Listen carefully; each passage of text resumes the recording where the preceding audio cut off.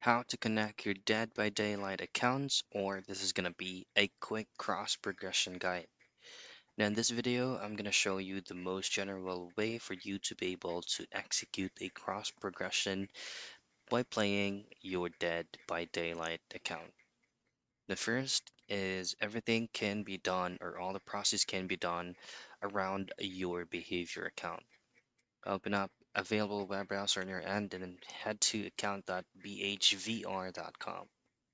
And from here, just simply click on sign in so that you will have to tweak around the settings of your behavior account. But before that, I'm going to show you a quick a legend for you to be able to know if the unit that you're using is available for cross progression.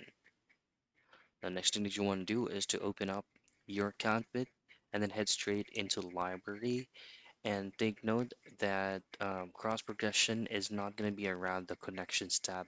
But what you want to do is to click or to tap on game library, and you should be able to see Dead by Daylight Discover More. From there, you should be able to see the cross progression process, and then just simply follow on screen prompts so that you can track your sync progress. And that's basically it.